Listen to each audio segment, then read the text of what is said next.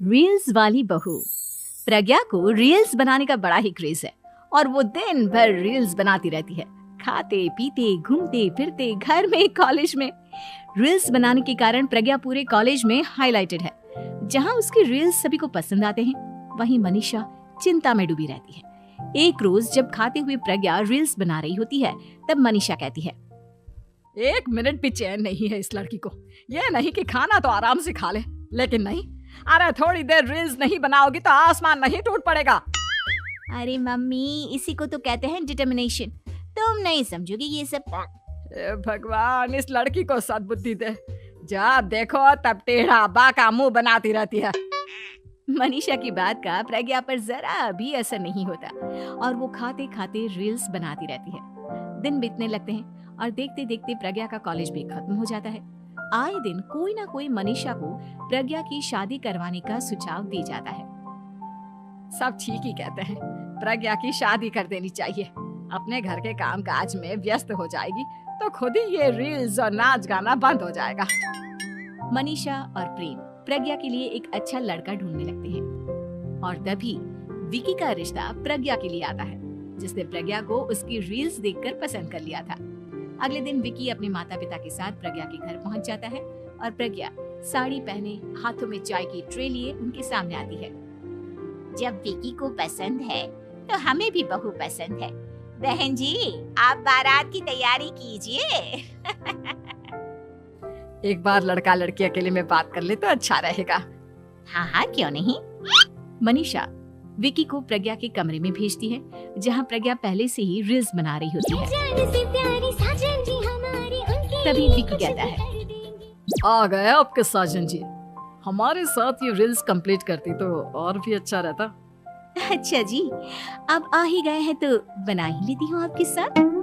दोनों मिलकर रील्स बनाते हैं।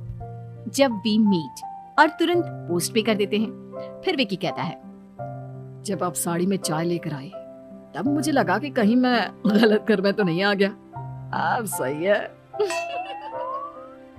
दोनों की शादी पक्की हो जाती है और शादी के दिन भी प्रज्ञा रील्स बनाने से चूकती नहीं। यहाँ तक कि बारात के समय भी नाचते हुए रील्स बनाती है। सभी लोग प्रज्ञा की तारीफ के पुल बांध देते हैं और प्रज्ञा नाचती गाती अपने ससुराल चली जाती है। सब कुछ अच्छा चल रहा होता है। प्रज्ञा यहाँ भी दिन भर हर चीज की रील्स बनाती रहती है। लेकिन कुछ दिनों के बाद जब सुनीता कहती है, बहू, ये रील्स के साथ साथ कुछ काम भी कर लिया करो। वैसे तुझे और क्या क्या बनाना आता है?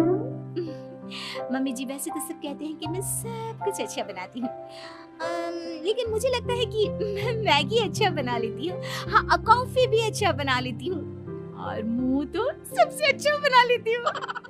हैं? अच्छा अच्छा। सुनीता अपना माथा पकड़ लेती है और कहती है, बहू, कुछ खाना बनाना भी सीख लेती। मम्मी जी, मैं लंबी प्लानिंग कर रही हूँ। जल्दी ही मैं इतनी फेमस हो जाऊंगी कि मुझे पैसे मिलने लगेंगे।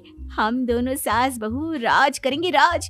नौकर काम करेंगे और लोगों की तो लाइन लगेगी हमसे मिलने के लिए। तेरा दिमाग खराब हो गया है क्या बहू? हंसी मजाक तक ठीक है, लेकिन इस तरह घर नहीं चलते। जितना जल्दी हो इस घर के तौर तरीकों को सीख लो। प्रज्ञा मुंह घुमाकर चली जाती है और तुरंत उसी वक्त एक रील बनाती है। ये देख सुनीता का गुस्सा 7वें आसमान पर चला जाता है और विक्की के घर आती ही सुनीता उसे सब कुछ बताती है। विक्की भी अब प्रज्ञा की इन हरकतों से परेशान हो जाता है। तुम टेंशन मत लो मम्मा, मैं देख लूंगा।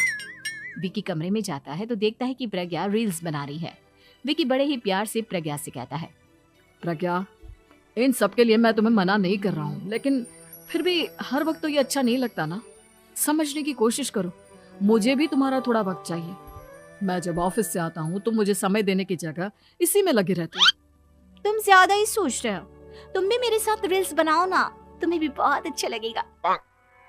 तुम्हें इज्जत से कोई बात समझ में नहीं आती क्या? दिमाग खराब हो गया है तुम्हारा इस चकाचौंध से। अगर तुमने अपना रवैया नहीं बदला तो मैं तुमसे दूर चला जाऊंगा। तुम ही रिश्ता लेकर आए थे, मुझे लड़कों की कमी नहीं थी और ना आज है। विकी दरवाजा पटक कर चला जाता है। धीरे धीरे विकी प्रज्ञा से दूर होता जाता है।